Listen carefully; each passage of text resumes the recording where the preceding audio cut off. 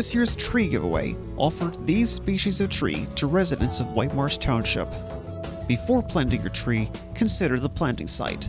Buildings, utility lines, underground utilities, access to sunlight, and other physical factors will impact the tree's growth. If close to a neighboring property, check first with your neighbor if they are okay with the tree reaching over their property. For underground utilities, consider calling the PA1 call system beforehand at pa1call.org.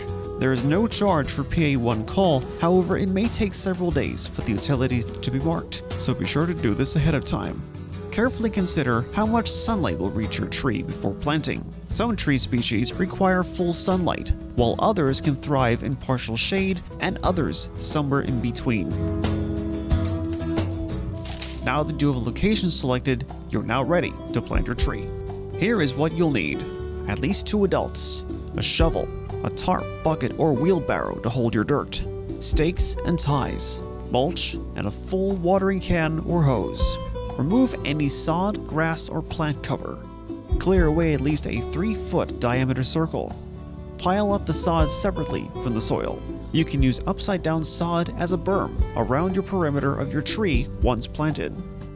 Once clear, dig your hole 10 inches deep. Save the soil to fill back in later on your tarp or in your wheelbarrow or bucket. Avoid a mess by laying out a tarp for your soil. This will make filling the hole much easier later on. The root flare is the point where the trunk meets with the roots. The root flare must be above the ground surface. Burying the root flare locks moisture against the tree trunk and causes rot and decay, as well as an increased likelihood of other diseases. Lay your shovel across the hole to ensure the tree's root flare is slightly above the surface. Add or remove soil if necessary.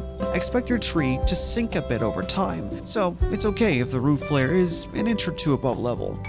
Begin by having someone walk 360 degrees around the tree to verify it is pointed straight up.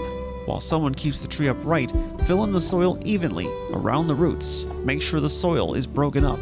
Reduce air pockets by compacting the soil with your hands and adding water as you fill around the roots.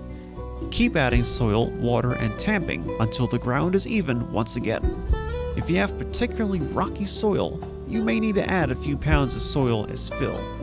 Staking the tree is the best way to protect it during the first 1 or 2 seasons following planting. 2 stakes on either side of the tree will help protect it from wind damage. Using twine or rope, tie the tree to the stake about 1/3 of the way up the trunk. But don't tie the rope too tightly. The tree should be able to move a bit on its own, allowing it to grow stronger roots. Adding bark guard will protect your tree from deer and other animals that may rub the bark. This can be removed after a couple of seasons. To install the bark guard, simply place it around the base of the tree trunk and zip tie to hold in place. When it comes to mulching, use the 3-3-3 rule. Use a 3-foot radius of mulch around the tree. Lay your mulch 3 inches deep, and keep the mulch 3 inches from the root flare. Mulching helps keep weeds that compete with your tree for nutrients at bay. Replace your mulch at least twice a season. Avoid the dreaded mulch volcano. Mulch volcanoes cover a tree's root flare, effectively suffocating the tree. The shipping and transportation process can be stressful on a tree, so give it plenty of water following your planting. Water your tree at least once per week in the fall until the ground freezes. In the spring and summer, water generously, especially during times of heat or drought. Consistent watering is necessary for 2 to 3 years following planting until the root zone matures.